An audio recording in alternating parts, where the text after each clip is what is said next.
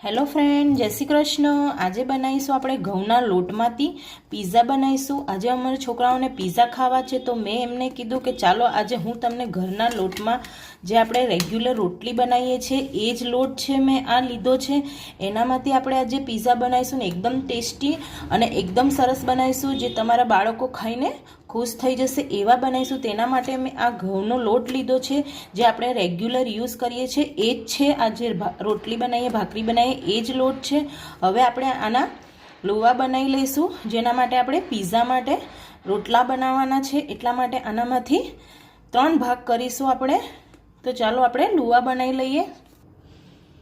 એના માટે આમાં આપણે જાડી ભાખરા બનાવવાના છે, આપણે ભાખરી, એટલા માટે આને થોડોક જાડી લઈશું, બહુ આપણે જાડી નથી બનાવવાની, નહીં તો આપણે શેકવામાં શેકાય નહીં બરાબર, એટલે આપણે આ રીતના થોડો મોટો લુવો લેવાનો છે। તમે જોઈ શકો છો આ રીતના આપણે મોટો લુવો લેવાનો છે। મેં આના 3 લુવા બનાવી લીધા છે। હવે આપણે એને વણી લેવાના છે। આ રીતના મેં થોડોક લોટ લઈશ એનામાં, અને આપણે જાડા થોડાક, બહુ જાડા નહીં અને બહુ પતલા નહીં, એવા મીડિયમ સાઇઝના આના ભાખરી બનાવી લઈશું આપણે જાડી। આ રીતના તમે જોઈ શકો છો મેં આ રીતના મોટી રોટલી વણી લીધી છે, અને આ રીતના મેં જાડી રાખી છે, બહુ જાડી નહીં અને બહુ પતલી નહીં, એ રીતના મેં મીડિયમ રાખી છે। હવે આપણે એમાં આ રીતના એક ચમચી લેવાની, કે કંઈ બી કાંટાવાળી ચમચી લેવાની, અને આ રીતના આપણે હોલ પાડી લેવાના છે, જેથી આપણી રોટલી અંદરથી બરાબર શેકાઈ જાય। આ રીતના પાડી લેવાનું છે તમારે। આ રીતના કરીશું તો આપણી ભાખરી સરસ શેકાઈ જશે। તમે જોઈ શકો છો સરસ આપણે ચમચીથી હોલ પાડી લીધા છે। હવે આપણે એને શેકાવા મૂકી દઈએ। આમાં એક પેન લઈ લીધું છે, નોનસ્ટિક પેન લીધું છે, તમારી પાસે ના હોય તો તમે જાડો તવો લઈ શકો છો, જાડા તળિયાવાળો તવો હોય તો તમે લઈ શકો છો। હવે આપણે આનામાં થોડું તેલ ચોપડી જઈશું। આ રીતના તવાને સારી રીતના આપણે ગ્રીસ કરી લઈશું।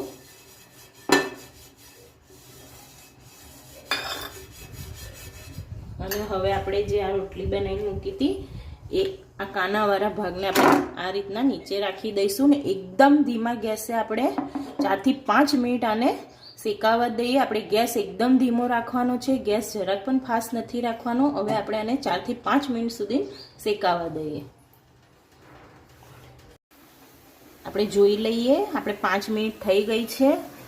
તમે જોઈ શકો છો આપણે ઉપરથી સરસ કોરો પડી ગયો છે, અને નીચેથી પણ સરસ શેકાઈ ગયો છે। હવે આને આ બાજુ પલટાઈને 2 થી 3 મિનિટ માટે શેકી લઈએ, આ જ રીતના। અને આ જ રીતના આપણે બીજા બધા રોટલા બનાવી લઈએ। આપણે 2 થી 3 મિનિટ થઈ ગઈ છે। હવે મેં અહીંયા આગળ ટામેટો સોસ લીધો છે। હવે આપણે આ ટામેટો સોસ આ રીતના લગાવી દઈએ, બધી બાજુ આપણે સરસ ટોમેટો સોસ લગાવી દઈશું। આ રીતના તમે પીઝા બનાવશો તો તમારા બાળકો બહારના પીઝા પણ ભૂલી જશે। એ રીતના આપણે આજે પીઝા બનાવીશું ઘરે। અને મેં અહીંયા આગળ લીધો છે આ શેઝવાન ચટણી છે, આ તીખીવાળી ચટણી છે, જે પ્રમાણે તમે ખાતા હોય એ પ્રમાણે થોડી લગાવજો। મારા બાળકોને તીખું ભાવે છે એટલે હું આ બનાવું છું। અને અહીંયા આગળ મેં લીધું છે થોડું તંદૂરી માયોનીઝ છે। આ તમારી પાસે સફેદ સોસ હોય તો તમે લઈ શકો છો। અને અહીંયા આગળ મને જે ઘરમાં હતા હું એ જ આ શાકભાજી લીધા છે, જેમાં ટામેટા છે, ડુંગળી છે અને આ કેપ્સિકમ છે। હવે આને આપણે આ રીતના નાખી દઈશું આમાં। જો તમારા છોકરાઓ શાકભાજી આ રીતના ના ખાતા હોય તે પણ ખાઈ જશે, એવું સરસ લાગશે આ સ્વાદમાં। આ રીતના તમારે નાખી દેવાનું છે શાકભાજી એમાં।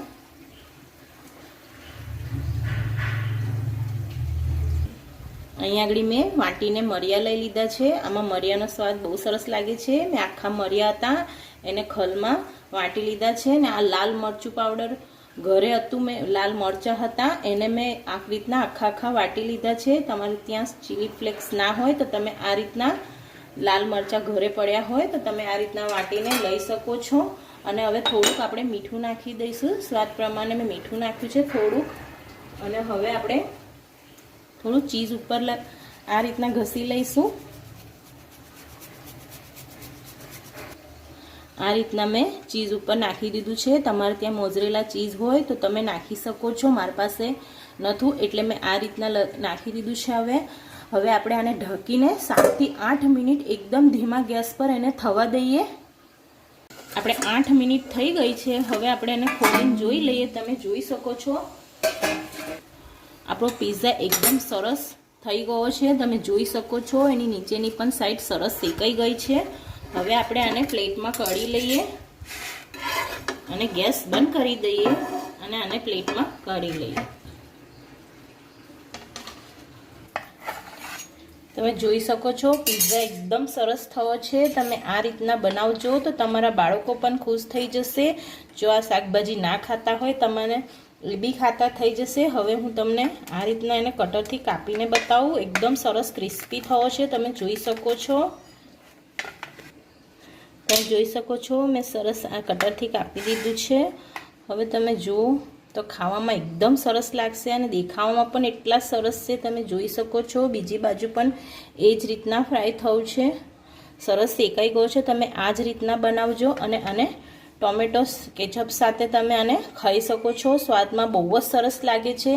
જો તમારા બાળકો જીદ કરતા હોય કે મને પિઝા જ ખાવા છે તો તમે આ રીતના ઘરમાં જે આપણે રેગ્યુલર રોટલી બનાવીએ છીએ એ જ લોટથી તમે પિઝા બનાવીને આ રીતના ખવડાવી શકો છો. સ્વાદમાં બહુ જ સરસ લાગે છે. તમે એકવાર આ રીતના જરૂરથી ટ્રાય કરજો. જો તમને આજનો મારો વિડીયો ગમ્યો હોય તો મારા વિડીયોને લાઈક કરી મારી ચેનલને સબસ્ક્રાઈબ કરી લેજો અને તમારા ફ્રેન્ડ સાથે શેર કરજો. ફરી મળીશું એક નવા વિડીયો સાથે. ત્યાં સુધીને જય શ્રી કૃષ્ણ.